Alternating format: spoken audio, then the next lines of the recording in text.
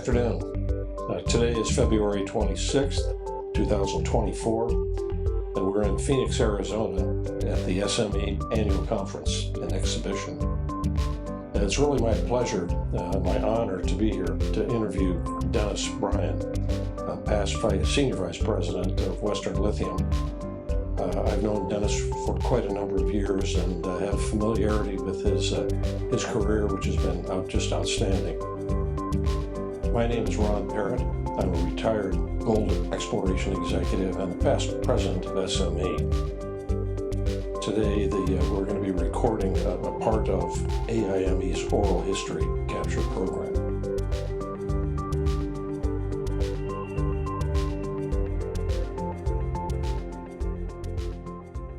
Well, Dennis, you've had quite a career over the years. I've been great to be firsthand around it all. Tell us a little bit about your early part of your... Well, I don't want to thank you, Ron, for agreeing to participate in this with me, and thank AIME for even, wanting to know a little bit more about my history. But well, where'd you grow up, for instance? What part of the country did you? I was born in Plentywood, Montana, in 1948. That's way up in the northeast corner of Montana, next to the Canadian border. Oh. But I grew up in Rapid City, South Dakota.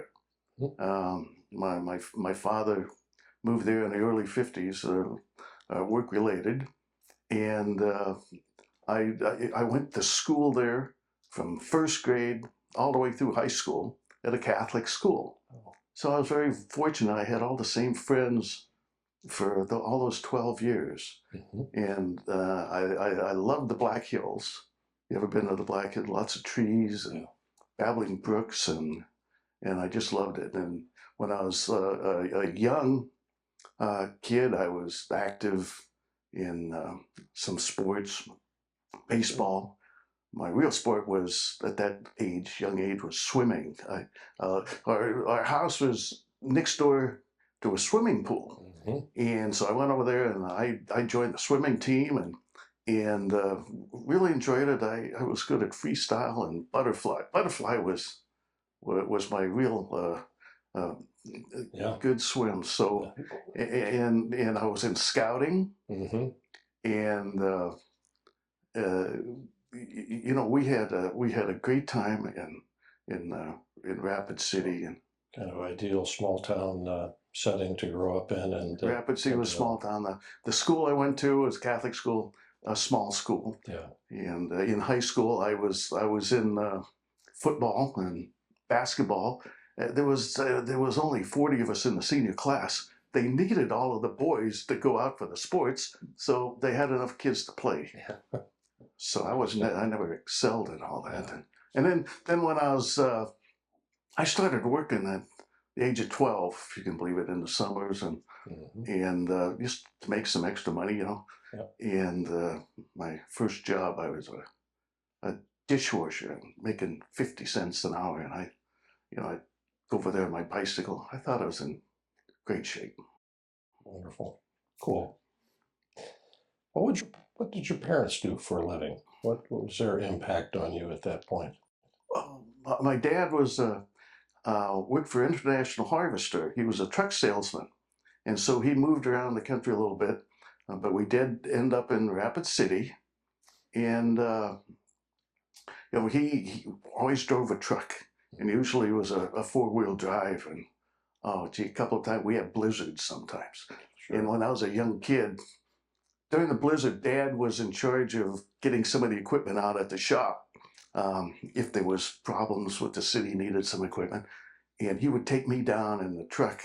And I remember a blizzard in South Dakota, 6 inches of snow, but every bush had a 10-foot drift behind it, so you couldn't get around very easily. So we'd drive, and he was driving over lawns and everything else, and then I was very like I say, very interested in scouting at the time, and just had a great time in the Black Hills growing up.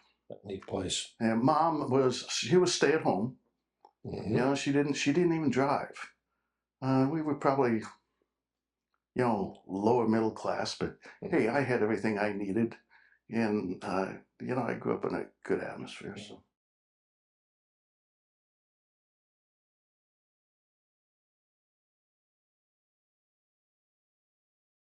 Well, who then or what influenced you to become a geologist? I mean, um, when I first started school, I wanted to be as a kid, it was the age of Sputnik, and most of us boys, we wanted to get into, engineering, build rockets, etc. So I always wanted to be an engineer, and there was a school right there in town that I could do that. But I got into scouting early on. I started with Cub Scouts and Boy Scouts. When I got to high school, we were a little too old for Boy Scouts, so some of us that were very into scouting, we petitioned the high school to start an Explorer Scouting program. Explorer Scouting is for older boys, up to senior level in high school, and they agreed, and we had a fantastic time. I flew for the first time from in a DC-3 Ellsworth Air Force Base as an Explorer Scout, and we went to jamborees and we did different things. Like we got with doctors. They told us how to make bandages and how to cut off. When you broke a leg, you had.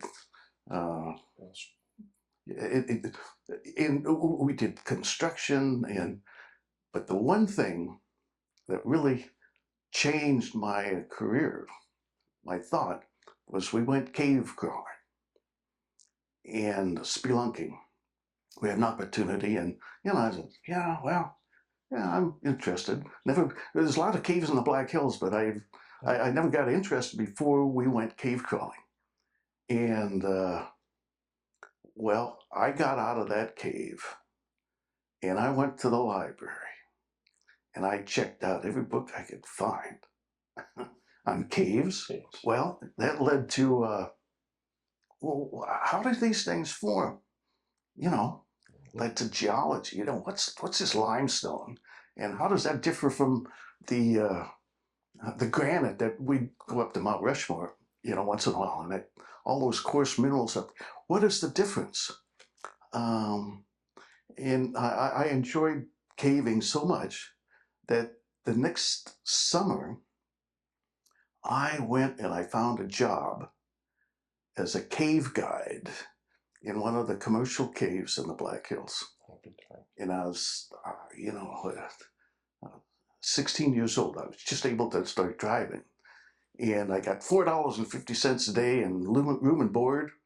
And I used to say it was the funnest job I ever had, because I'd learned a little bit about caves, and I had all these people coming through it on a tour, 10 or 15 people, and I could tell them anything and they'd believe it, And we even got to the point where a couple of us guides were competing to see who could get the most phone numbers from some of the cute girls that came, because, they were enthralled with us guides. So anyway, I started scouting, led me to caves, which led me to geology, which led me to combining engineering and geology.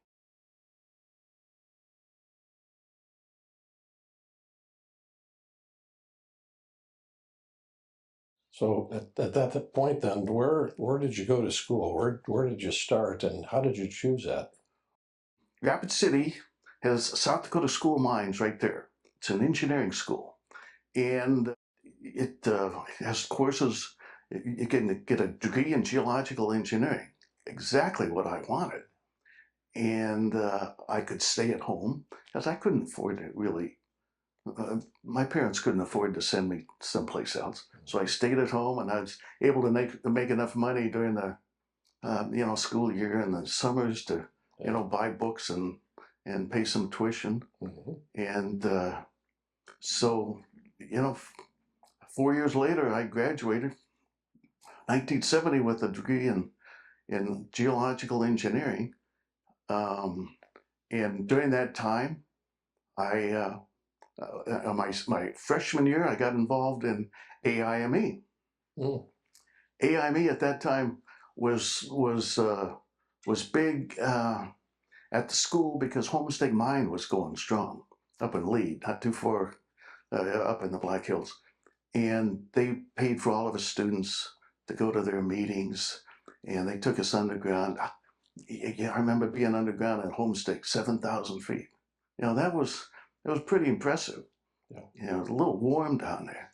And then the Black Hills, we spent a lot of time on the Black Hills, and there's a lot of old mining districts, and we would explore them and go camping and mineral collecting. Oh, some of the pegmatites have some fantastic minerals. I still got them today. And I kept cave crawling. It was made in my when I first started freshman year. One of the construction companies in the hills had a quarry, and they broke into the top of this cave, big dome structure, and they couldn't fill it up. They tried to fill it up, couldn't fill it up. They called the school of mines. They needed some advice, and so the school knew about the cave club, and the cave club. A few of us went down there, and we spent 2 years exploring that cave, Reed's Cave. And we mapped it and everything, and that was quite an experience, because if you've ever been in some place where nobody's ever been in before, it's a thrilling experience. So anyway, that helped, and then I just went from there, and my dad bought a little car for me when I was in high school. And then during college at South Dakota, I was an intern for a couple of summers. One was working for one of my profs on a USGS project up in the hills near Homestake. And I did plane table work for most of the summer.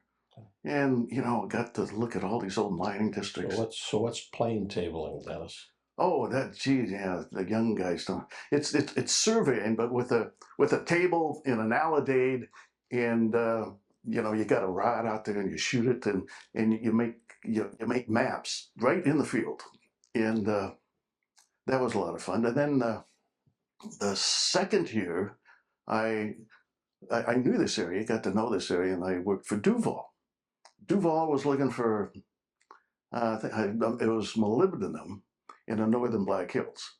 And we did a lot of sampling, stream sediment sampling. We got to do some drilling. I'd never been exposed to, this stuff before.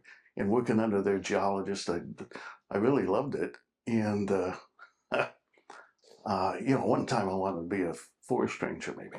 But, so they gave me this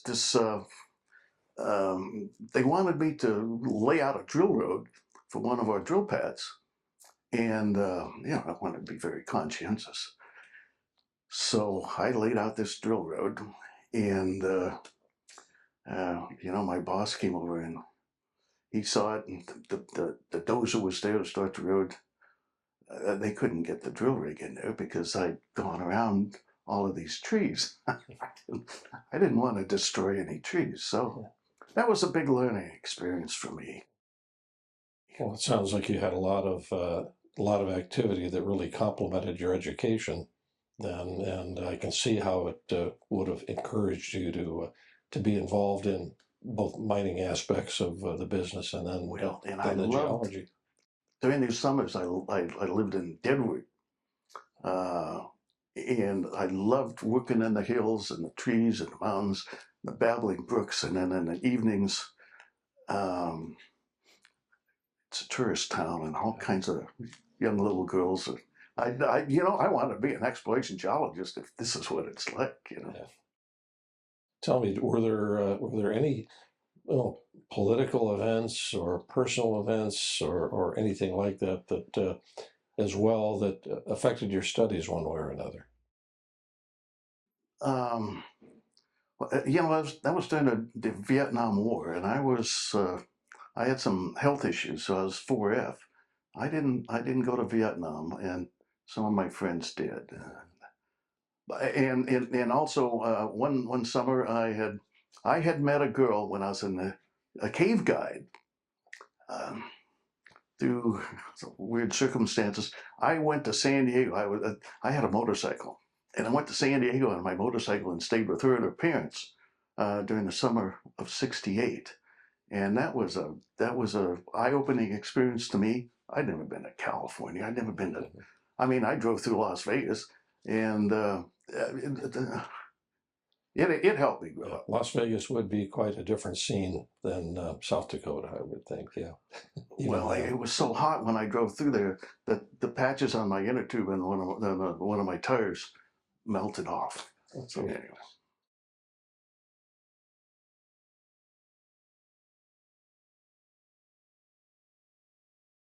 Well, so it sounds like undergraduate program went fine, and you developed a lot of strong interests. Did that drive you then to a graduate degree program? Well, undergraduate, it was a pretty strict. Geological engineering has a strict engineering curriculum. And I loved the geology courses and stuff, but there was a lot of engineering courses. So I wanted more geology.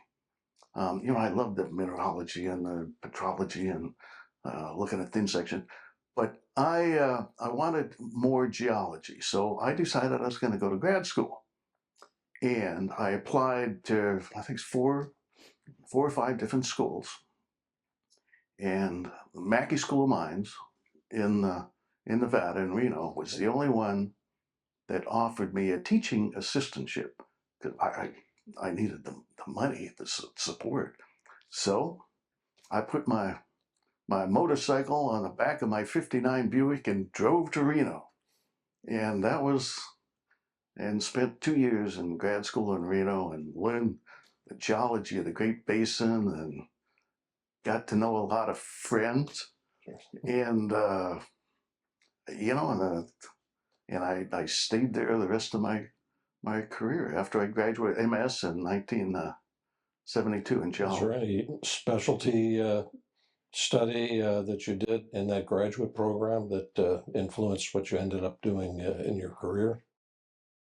I kind of went to be an economic geologist, and my thesis um, was a small mining district in central Nevada, Chalk Mountain, and I went out there. I had to buy a pickup and put a camper shell on it, and I camped out there for the majority of the summer. I mean, it was really a nice experience. Not a tree in my entire thesis area, and I was camping out, and there was no town nearby I could drive to, and I almost got heat stroke one day, but it was I got to thinking that maybe I should explore some other things as well besides exploration geology. And my thesis defense, one of the profs brought out that I probably wasn't gonna be the research geologist that finds the next, Bingham Canyon, but they did say that I was very well rounded. Yeah, so it sounds like you had some faculty and perhaps others then that kind of gave you some mentoring that helped guide your direction that you were going to go Yeah, subsequently. absolutely. Yeah, yeah. In fact, well, at South Dakota, uh, John Paul Grease, he was the geologist I worked under, a professor in the USGS program I worked on. And then Willard Roberts he was the mineralogy professor. Uh-huh. And he's actually the author of Encyclopedia of Minerals. He was very knowledgeable. He would take us up to these pegmatites and show us all of these minerals, and we'd do collecting, and it was really fantastic. Then in Nevada, my thesis advisor was Art Baker. Art Baker was the dean of the college at that time, and he helped me with my thesis. On my thesis, there was a 500-foot shaft, and I wanted to map the geology in that shaft because, you know, my K background and stuff, I liked underground. He went down there with me. Wow. We climbed down these ladders, and that was quite an experience. I wouldn't want to do that today, but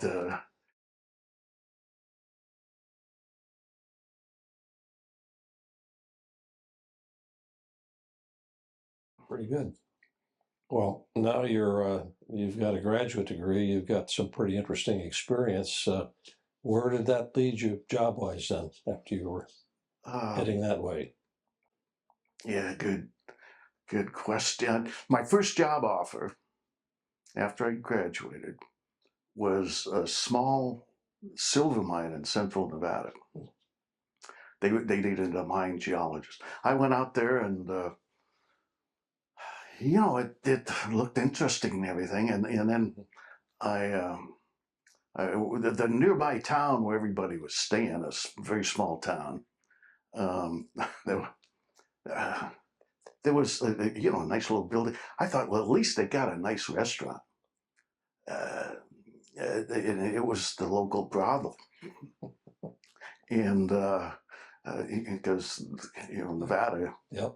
it's legal. Right. And I decided, well, maybe not, you know. So a little bit after that, I was up at school again, and I saw a notice on the bulletin board that a local aggregate company was looking for a young geologist to help them look for pumice for their block plant. You know, that might sound, you know, I went and talked to him. Well, that changed my career path again. What does a pumice do in a block plant? What's the significance of that?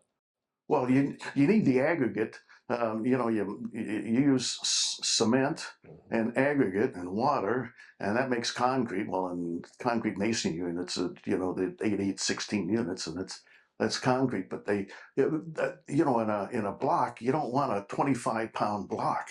That's hard for people to lay a wall or something with that.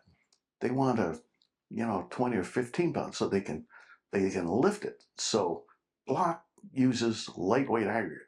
That's why we're looking for the pumice. Okay.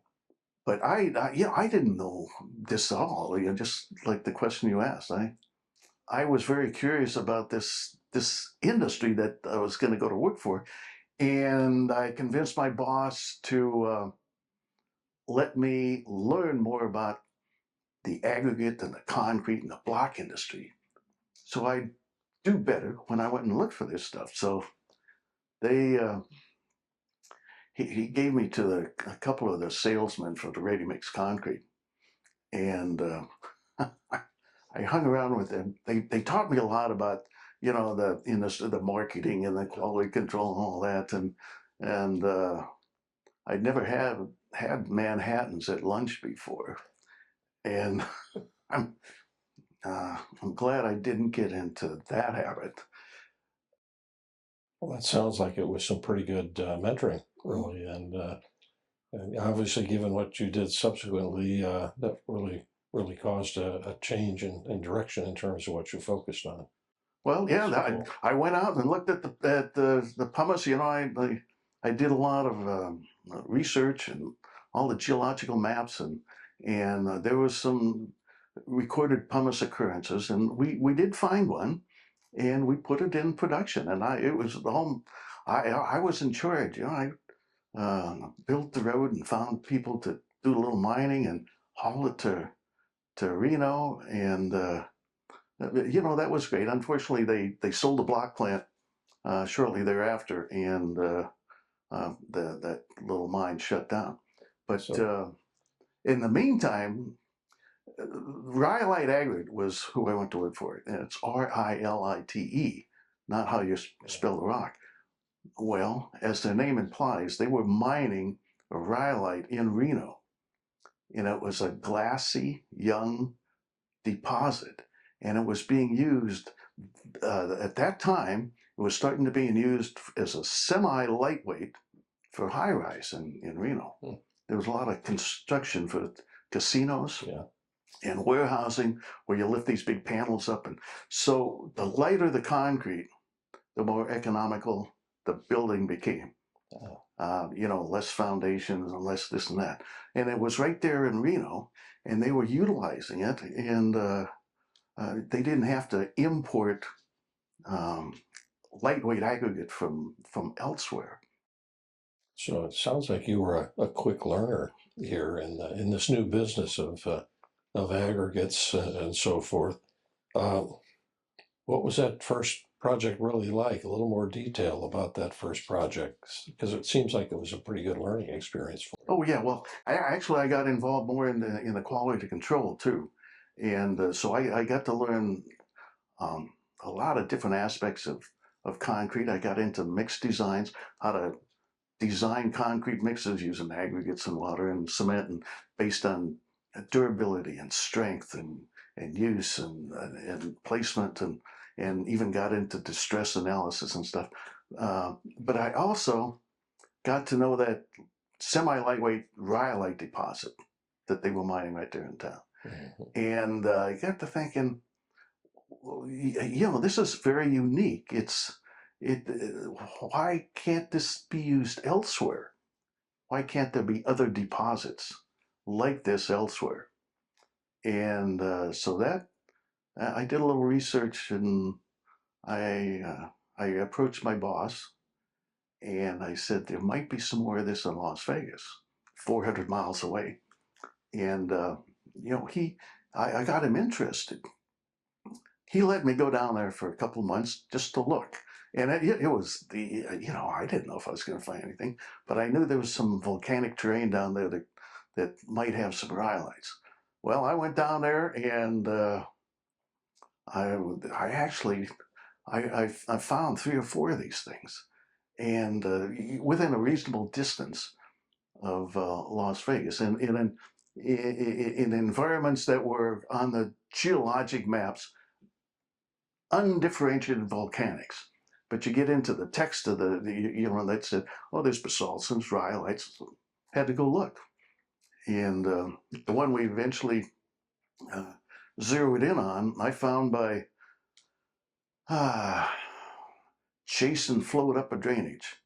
I was looking in this drainage, and because looking at the mountains, you could tell that there could be rhyolites up there, light color. And sure enough, I found rhyolite in the drainage, and I followed it up, and there was this big outcrop of this beautiful stuff. It was a pumiceous rhyolite breccia unit, and I convinced him to let's go for that, and he agreed. And I ended up building a road up there. We did excavation, we did drilling, and it was funny. Back then permitting was a lot easier. I remember it was on BLM. I remember going to the BLM and asking them, tell them what I wanted to do, and the only thing they told me was I want to build a road. Keep the road out of the drainage. That was my permit. Wow. And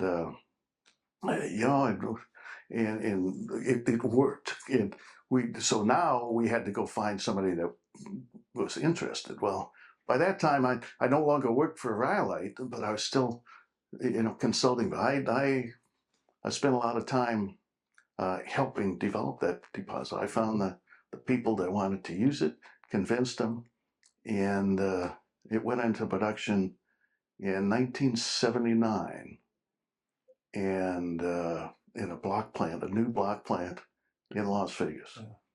And I'm very proud to say that thing is still in production today. What a great learning experience. Practical. Oh yeah. Career driven. I did the development, I did the marketing, and it was quite an experience. Yeah.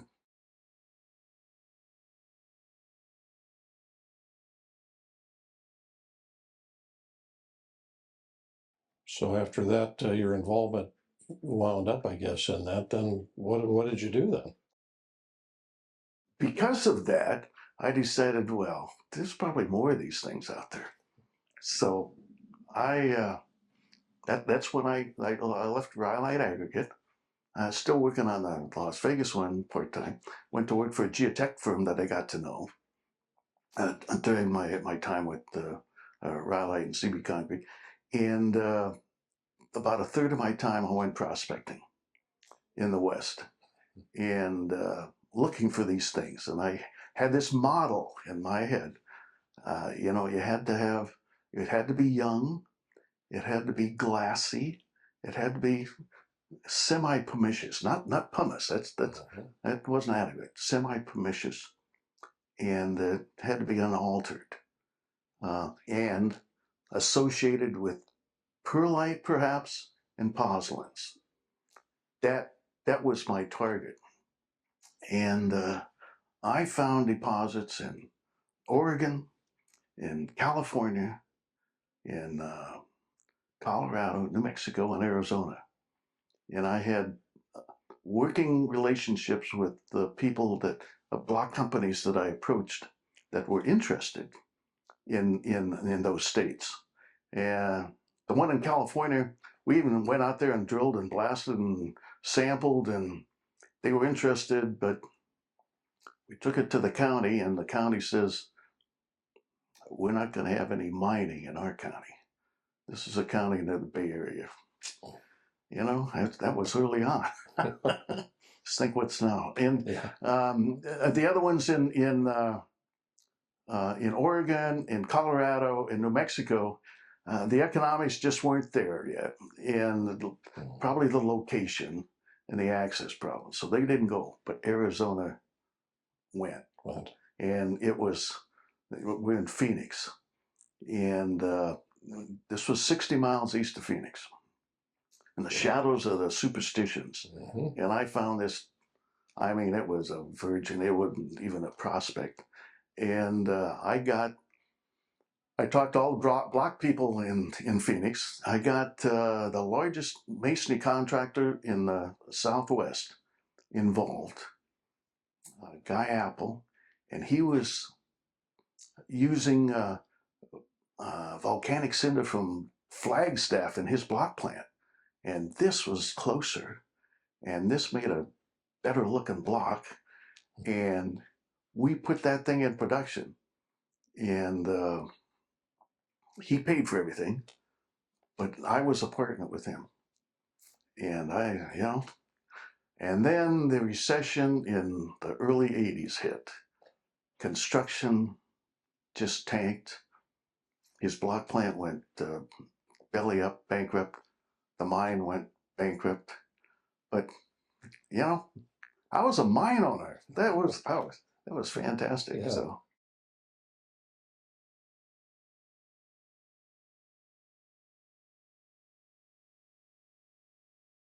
That sounds like it. That was a great experience in life, and certainly for a career.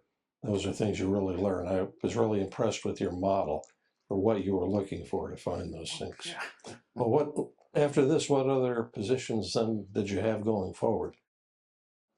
And about that same time, I'd gotten with, some of the people I'd met when I was more in the concrete and just aggregates in Reno, and we formed a geotechnical company in Reno, a small geotech. There was a soils engineer and a materials guy that do all the testing. I was the geology end. And by that time, I'd gotten my PE, my degrees in geological engineering. Well, I'd done enough design with the concrete stuff. I was able to get a PE. And so I was one of the PEs of the firm. And my personal experience was mostly with construction materials, aggregates, and some of the concrete stuff. But I also started to get involved in some of the other industrial minerals, especially related to construction. Cement. I did, over the years, I did a lot of work in the cement raw materials and some gypsum and perlites and pozzolans, because I kind of knew some of those. We went through this thing in the early 80s, this economic downturn too, and we almost lost our business. and it was a trying time. We merged with another firm, and then later sold that to somebody, a bigger company. And I just stayed on board for all of that. But we had some, over the years, I was involved in some really neat projects, mostly with aggregates, cement raw materials. But boy, I remember we, you might remember the MX program. Yes. This was back in the 80s when Ronald Reagan, to counteract Russian, Sure. nuclear capability, they were designing all of these trains in Nevada and Utah in the valleys to have ballistic missiles on trains, so they couldn't target. Well, anyway, we ended up working for the major engineering contractor doing the geological investigation of these valleys, and part of that was looking for aggregate. And we ended up doing all of the testing, and that was a huge project for us. We not only tested the aggregate for suitability for concrete, because they were going to need a lot of concrete, but we used the better aggregates in concrete and tested that. That was a fantastic project. Yeah. Then I had a project in on the Tonopah Test Range back in the 80s, and that was uh, that's where the stealth bomber. This was a kind of a secret base at the Right. time. You couldn't Area talk 51, about anything. Yeah. Yeah, right next to Area 51. But they needed aggregate because they were expanding this base. We went down there, and I found them some aggregate, and we ended up doing a lot of construction testing too, the firm. So that was pretty good. And then I had a big project with one of the major construction aggregate producers out of the Midwest that was expanding west, and they wanted somebody to help them evaluate all of these new aggregate sources that they were buying to verify, tonnage qualities. I spent a lot of time doing that, and right here in Phoenix, I worked for the Attorney General's office when they built the Salt River Freeway from Phoenix East.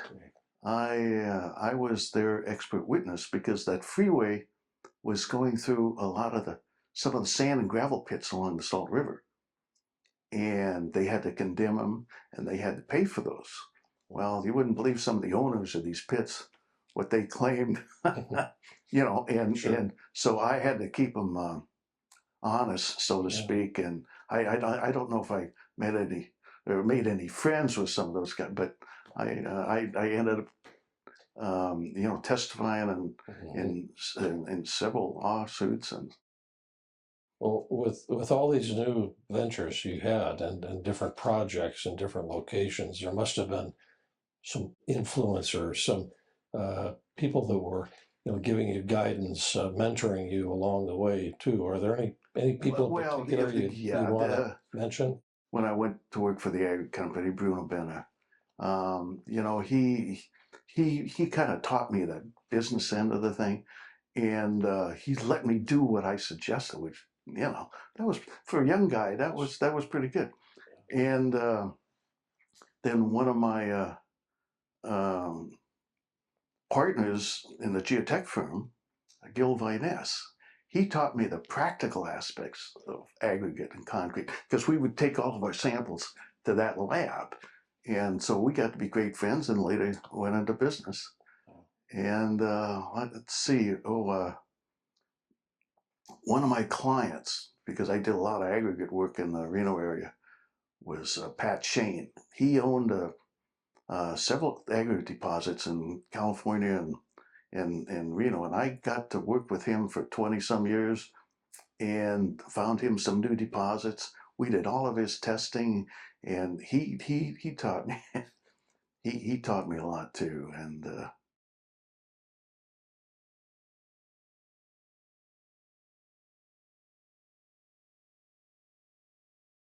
Dennis, I know you had at some point in here, you had a bit of a change in life, and I think there were some things that influenced you going forward at that point in time, a family related one. Yeah, in 2004, my wife Diane passed away from cancer, and that kind of threw me for a loop there for a while.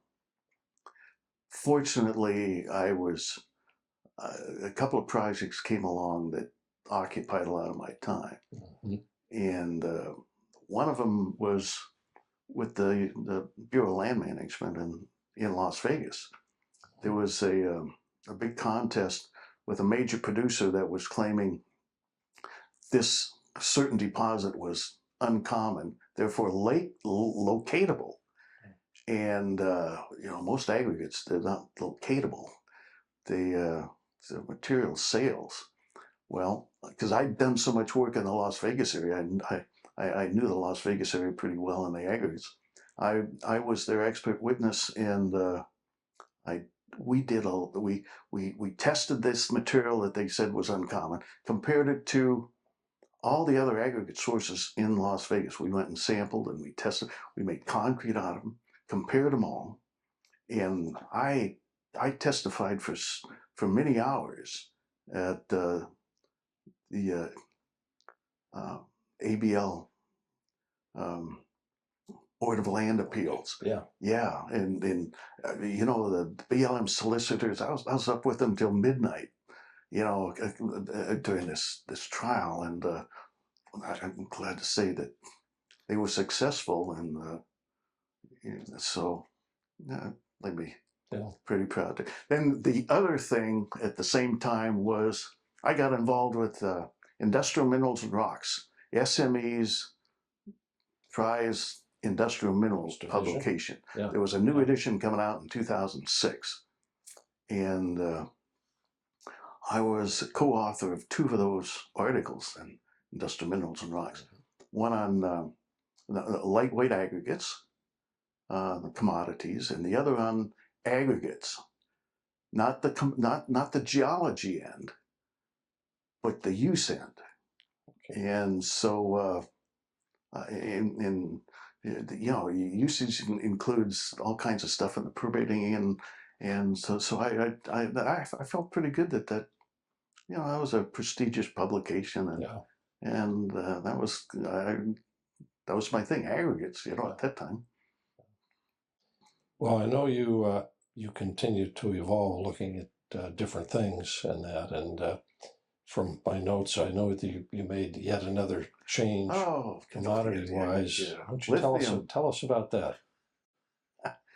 Well, in late 2007, and I was kind of on my own, doing various consulting and stuff.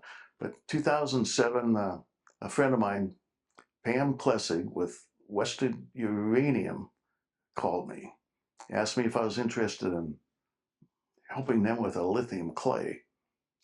Initially, well, she was persistent, and I decided, yeah, let's do this. Story behind this was Western Uranium was looking for uranium up in northern Nevada in the McDermott caldera, and they inherited a bunch of information that Chevron had done in the 1970s. They were looking for uranium, but Chevron in some of their drilling found anomalous lithium. And at that time, in the early to mid 70s, lithium was of interest to them as an energy company, not only for possibly batteries down the road, but for fusion. The lithium was being looked at for possible fusion technology. Yeah. So they did some drilling, and they found this extensive occurrences of lithium, but they dropped it. It didn't go anywhere. Well, Western Uranium, in 2005 or 6, 7, they inherited all of this data from Chevron, which included the lithium data. And at that time, lithium was starting to take off for battery technology. And a lot of people were getting interested. So Western Uranium spun off a separate company just to look at the lithium. And that's how I got involved. I was the first employee, and eventually became, VP of development. And for the next few years, we put down 250 drill holes, and we did, feasibility studies. We did metallurgical studies. We did archaeological studies. We collared bighorn sheep in the Montana mountains just to see if they were gonna, if we ever went into production, if they were, the impact of sheep, so that was a great experience, and we came up with a real resource that ended up being very big, and we merged with Lithium Americas about 2016, and shortly thereafter I retired. I was ready to retire at that time, but Lithium Americas have taken that deposit, expanded it further, and it looks like this thing might, go to production. They've actually broken ground, and it's purported to be, one of the largest lithium resources in the world. And it's, it used to be every time we drill a hole, we find more lithium. It's a clay, and that was a challenge in the lithium industry, because lithium usually came originally from pegmatites, but then later from brines, thanks to Ihor Kunan. Yes. Yeah, and so we came in with this clay. There was a lot of lithium in this clay. So it was kind of an uphill battle convincing people that maybe this would work. Well, Lithium Americas has taken that to the next step, and there might be a lithium mine up there pretty soon. So yeah.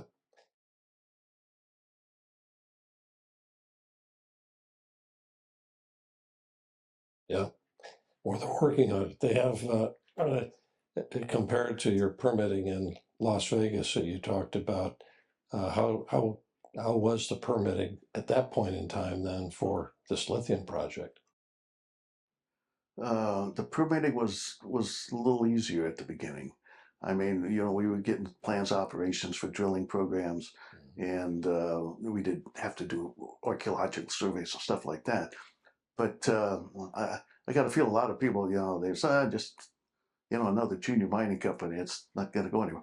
So now the permitting is becoming much more complicated. At the end of my time up there, it started to get to the sage grouse issue became a big issue up there, and mitigating that in the Great Basin trout, or I forget and the snail and the pygmy rabbit, and and they're going through some of this stuff right now. And at that time we went to the tribes, and at McDermott, and we told them what we were doing, and they said the only question was, where are you getting your water? Well, we had bought a ranch for the water rights, and we had 1,000 acre feet of water rights in this ranch we bought near Horivada, just for a potential future mine. And they said, where are you getting the water? And could you put some of us to work if you ever go into production? Well, of course. Yeah. Well, now it's gotten a lot more complicated. But they're working through that. Yeah. So yeah. I'm not too worried about it anymore. But were there any other unusual barriers you ran into through these various projects that you'd want to comment on? I mean, permitting has certainly always been one. Well, public relations, I guess we had to. I spent a lot of time doing public relations, making presentations to people in Winnemucca, and there was the gun club up there, and there was a lot of interest in lithium, of course. So I was on a few programs explaining lithium and what we were planning on doing, and everything takes longer than you think. So Yeah. Yeah.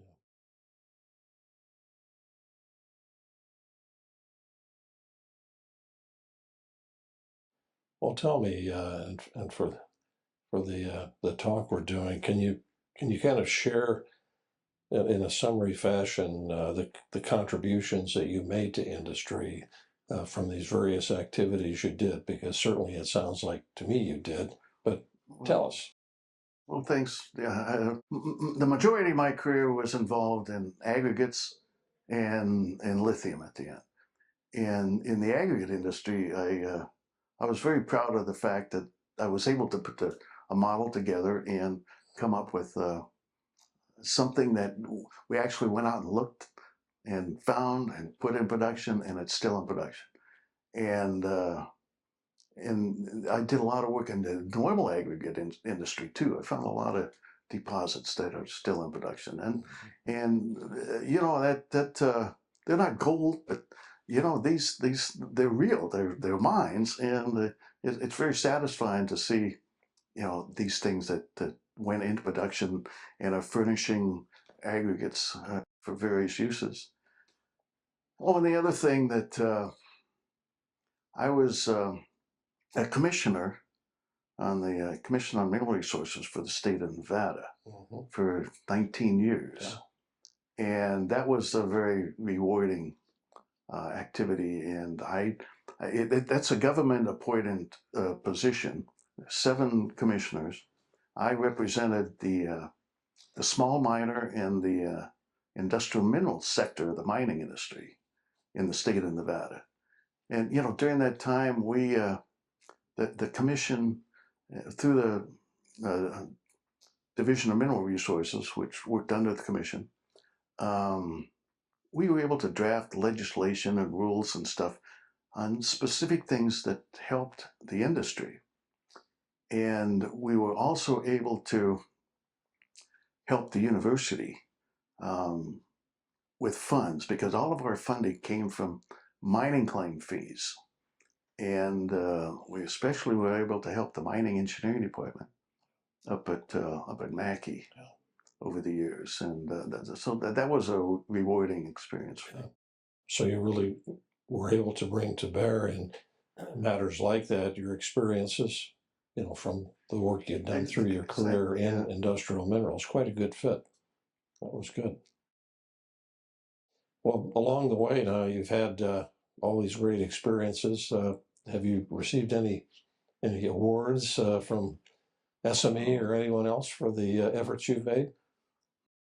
Yeah, I'm very proud of SME awards. I got the Hardinge Award, I think in 2011, and that was from my contributions to the industry plus my contributions to SME. And then I ended up, I think 2019 with the Dreyer Award, and that recognized the exploration and finding deposits and helping get them in production. And I was recognized by the Industrial Minerals Division, and I've been a long-time member of the Mackey School of Earth Science and Engineering Advisory Board, and I was Alumnus of the Year 1 year back in 2011, and I got an award from the AGC when I was in the Geotech business. I was on their board of directors for a while, and I got the Community Commitment Award of my community activities. I was chair of the Community Affairs Committee, and I was involved back then with the American Council of Engineering Companies too. I was president of that organization in Nevada, and I got a national award for community service. So I was happy with those. Well, you should be. I think they're certainly recognizing the contributions you've made through the various activities you've done over the years, and that's really outstanding, and I'm sure very, very well deserved. Thank you. Yeah. Well, what would you say are or perhaps some milestones, some things that changed in the industry that you feel you made a contribution to that are still benefiting the industry today? Well, my experience in aggregates, I noticed, from the time I got on board in the early '70s, the aggregate industry has changed a lot, and it's mostly the big companies have acquired the small mom and pops, and the small companies they've never had the resources to do really adequate mine design and evaluation from a geological point of view, or planning and some of the processing capabilities that the big companies have. So the big companies have brought to the industry more of a consolidation, um, more technology and efficiency, and that's really enhanced the aggregate industry, I think. And then of course the lithium. I mean, you know, uh, 20 years ago nobody really cared much about lithium, but then when I got involved initially, that was when lithium started coming to the forefront. Right. The electrification of transportation, battery technology, and everybody wanted to look for lithium, and they still are looking for lithium because that's the battery technology of the future. Lithium is the top as far as energy density. That means for the weight, you get more energy than any of the other metals out there. So You had a big input in developing what I guess today is probably one of the largest, if not the largest, lithium deposits, certainly in Nevada and maybe in the country. yeah, I'm kind of proud of that. Yeah.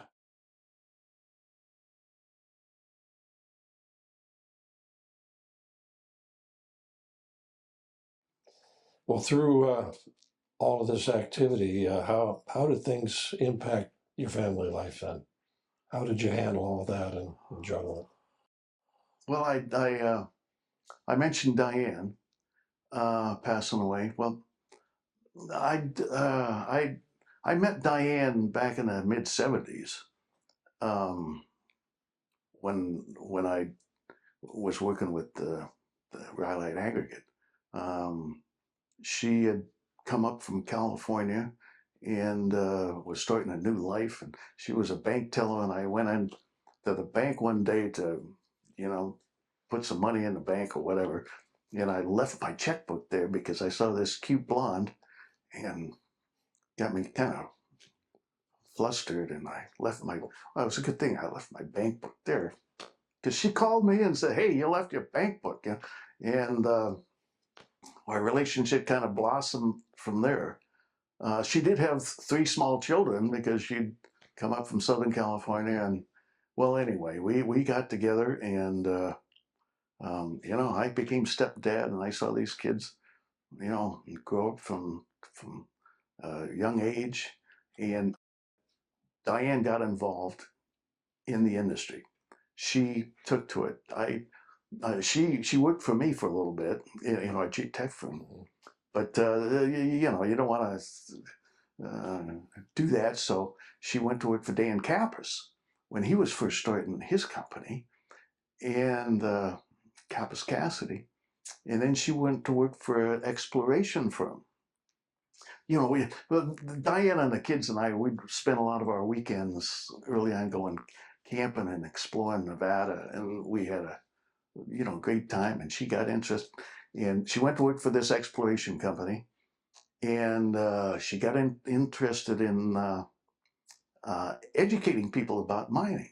So she joined the Nevada Mining Association's education committee. She was chair of that for years. Then she went to work for the Nevada Mining Association uh, because she just believed in mining, and geez, I remember in the early days, I drag her around to some of these meetings in Nevada Mining Association little conventions, and I remember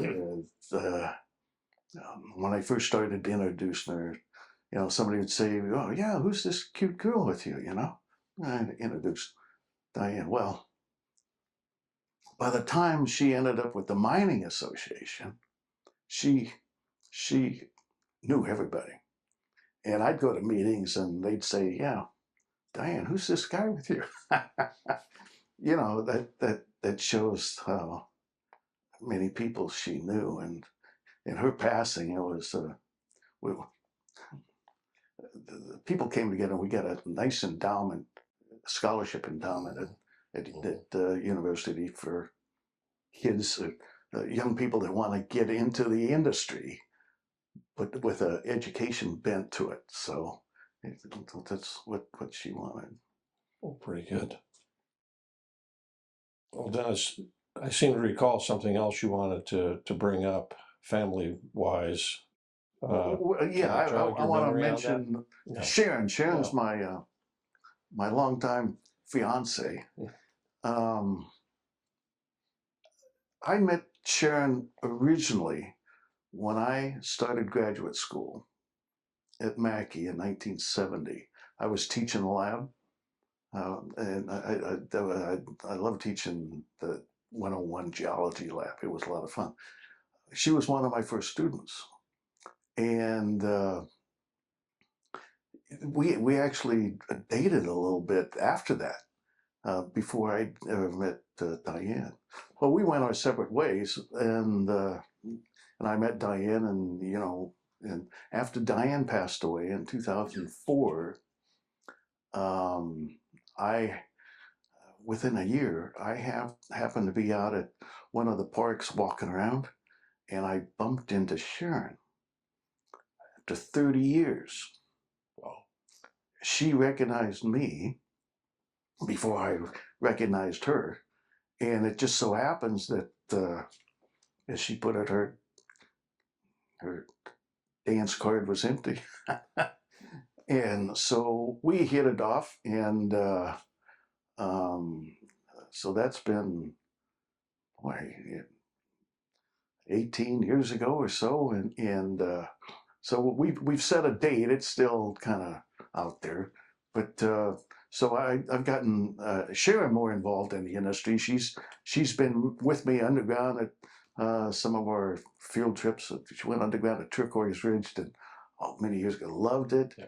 And we had an opportunity to go to through the foundation, by the way, the SME Foundation.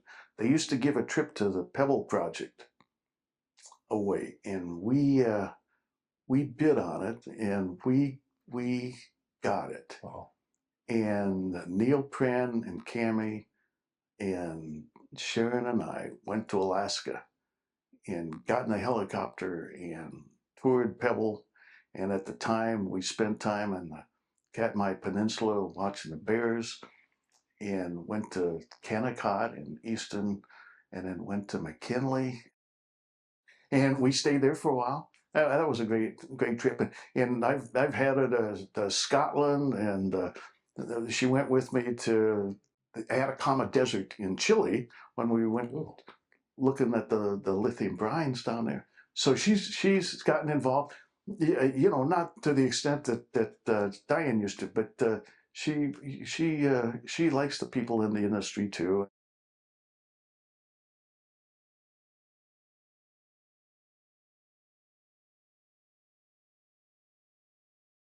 Oh, very good. Well, maybe moving on a little bit. I know you've had a lot of community involvement, quite serious, involved, and successful. Can you tell us all about that? Living in the same place for a lot of years, and with the family and stuff, you get involved in the community. And I was early on involved with the Chamber of Commerce a lot. I went through their leadership program and was on some of their committees. But the two organizations that we really spent time at, one of them was Hot August Nights. Hot August Nights started in 1986. And at that time, I had just bought a 57 T-Bird I always wanted my wife. I bought a 57 T-Bird, and Hot August Nights was a community event for the Easter seals, a one-time thing. And they had the cars, show and shines, all these classic cars, the music of the 50s and 60s. We saw Wolfman Jack. We saw, the Righteous Brothers, Jan and Dean. Diane and I, we fell in love with that event. And we went the first year. The second year we joined it as a member, all the volunteers. And that event from that time to today has grown substantially. And I was involved, pretty much from the beginning in various committees. And I was president in 1997. And I was on the board of directors for 20 years. And that event is the largest event in Reno. And it's considered the largest nostalgia car and music event of that type in the country. Hundreds of millions of dollars, lots of people come, and it's a fantastic. Anyway, I was very much involved in Hot August Nights and very proud of it. The other event is Sheep Dip. Sheep Dip is that started in the 60s. You have to explain these a little bit. Sheep dippers are, well, if you know what sheep dip is, it's kind of a cleansing. And this is a cleansing of the community. And it was patterned after Laugh-In. If you remember Laugh-In years ago, I mean, skits and music and monologue, and we clean the community. In other words, and it's a stage production, and with skits and all kinds of neats and films, and but we have the governor used to show up, and we'd give prizes and awards for the foibles that the community did. It's a roast of the town, and every governor has been to Sheep Dip. No one is immune, huh? No, and boy, we, president of the UNR and the business leaders in town, if they ended up on the front page of the paper with something, we recognized them, and we sometimes embellished a little bit, but it was all in good fun. Well, we got so involved. I was executive producer of that for 3 years, and it finally closed. We had to say goodbye to it a few years ago because it was just a little bit too politically incorrect for the new day and age. But that was a great experience. Sounds like two material events in our community, Reno, that you've gotten involved in, but not just involved. You were a big part of it, just like you have been in many other aspects of your career. Yeah, I tend to, when I get involved, I get involved.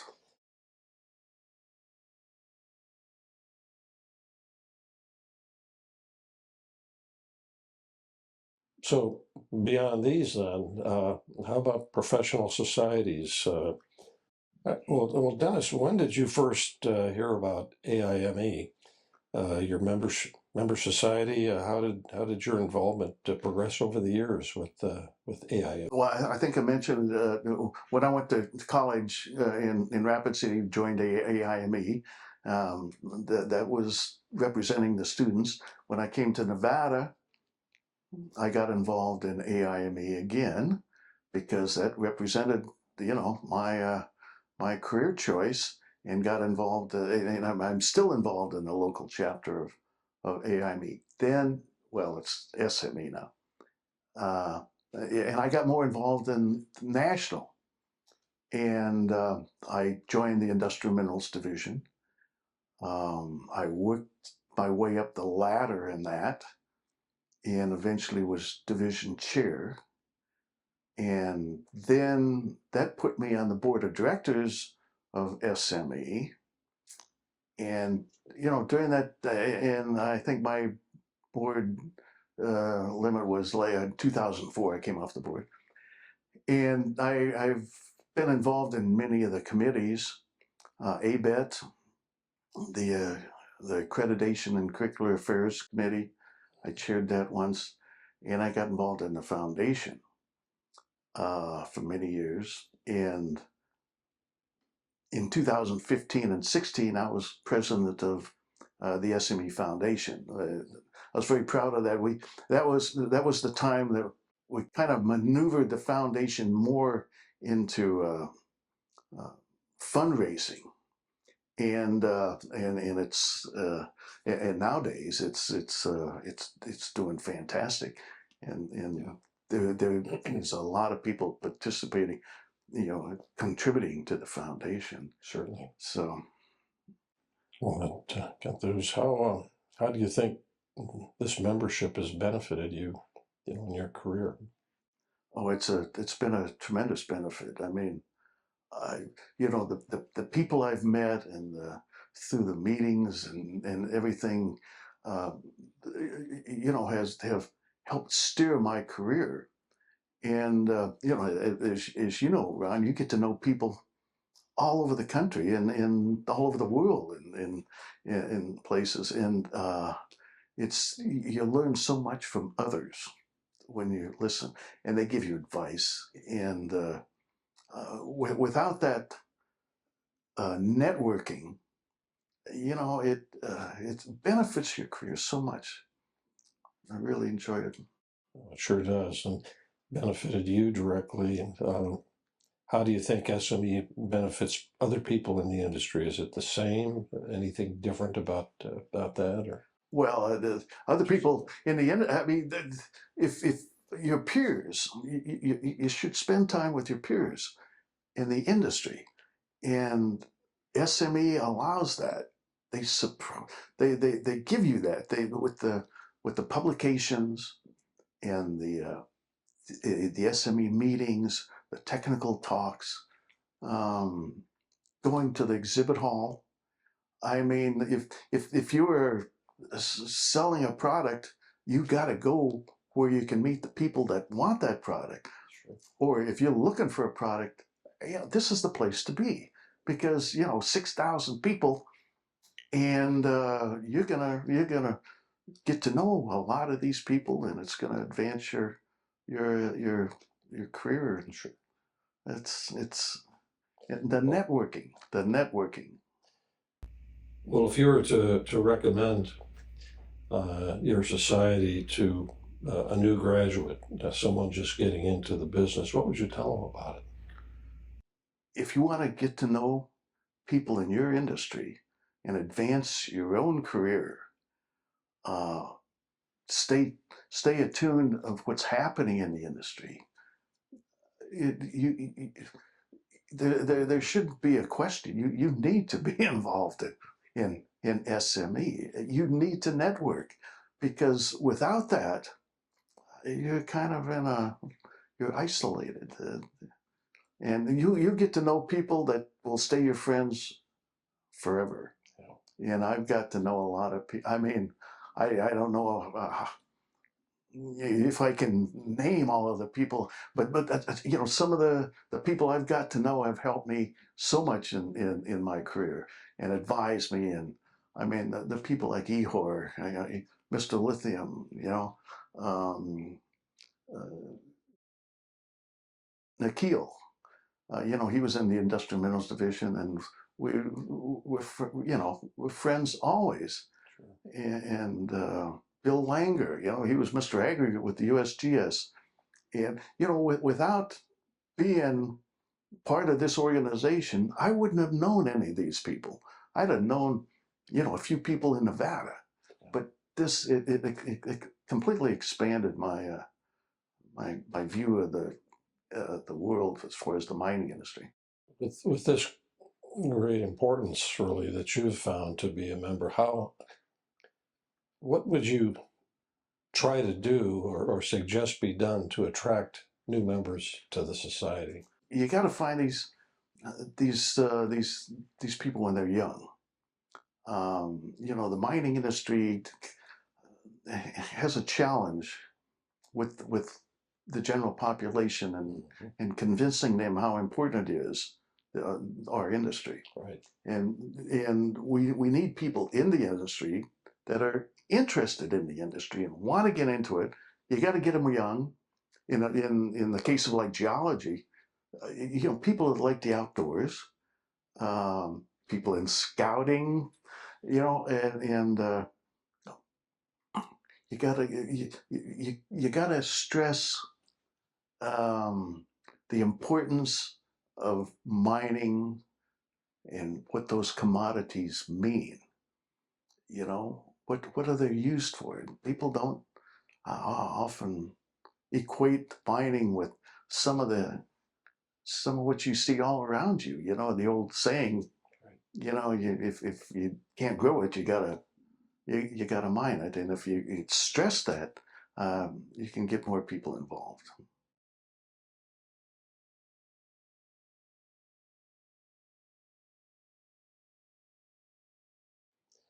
Well, we've danced around this next thought quite a bit, but what's made working in this field meaningful for you?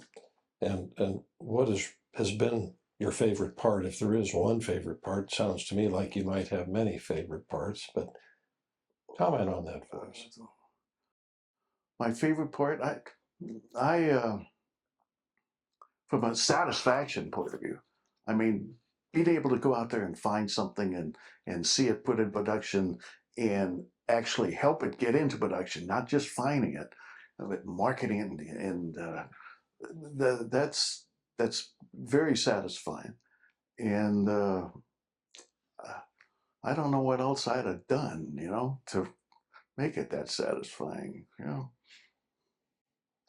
Well, this gets to maybe another question for you. Dances on this topic, but do you have any regrets regarding your career, what you chose, where it's taken you, or anything that you think you might have done differently if you had the chance to do it again? I don't have any regrets. But I think about is, there's all these points in my career, and I'm sure your career and others' career, where you make a decision, and that's the direction you go. And if I hadn't gone cave crawling, I might not be in geology. If I hadn't chosen the Mackey School of Mines, or if they hadn't offered me an assistantship with money, who knows where I'd have been gone. If I hadn't gone to work for that aggregate company, I don't know what I'd be. But I could be a billionaire. I could be in jail. I don't know. But I highly doubt the latter, but but no, I don't regret. I guess one thing I regret is when I left Lithium Americas. I wish I'd have kept some more options. Well put. Well put. Well, here's another tough one for you. Can you please sum up your career in 2 or 3 words?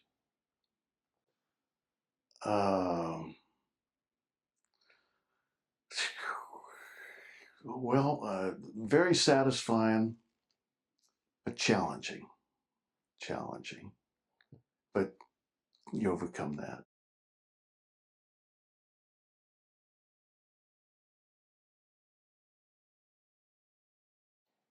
And then next one, what advice would you have for today's young leaders in the engineering and mining profession? Well, get involved. Meet your peers. Get involved with SME. If you're in the industry, you can't go wrong getting involved in SME. Networking will determine your future. Well put. Is there anything else that you think you'd like to discuss that we haven't covered in the in the interview so far? Any other thoughts? Anything you have in mind? One fun thing I did when I got the Dryer Award, you're supposed to give a talk, a presentation on something related to the exploration and finding deposits, and I gave a talk on why I chose industrial minerals rather than metals, in the classic mining industry versus industrial minerals, and I kind of emphasized more the bulk commodities of like aggregates or limestones versus the metals where you got a certain amount of ppm and you've got all of this 99.9% is waste, whereas industrial minerals, most of it is good, and so the prices are different, and the transportation is so important. The gold mine, it doesn't matter where in the world you find it. You don't have to worry about transportation costs. Industrial minerals, you need to consider transportation. And in fact, we had exploration programs for one of the cement plants that we were looking for limestones, a certain kind of limestones, within 10 miles of the freeway or railroad track. Yeah. And that was our kind of our exploration target. And another thing is depending on where you want to live, like an aggregate deposit, there's, especially with the companies taking over the mom and pops, there's opportunities from mining engineers, especially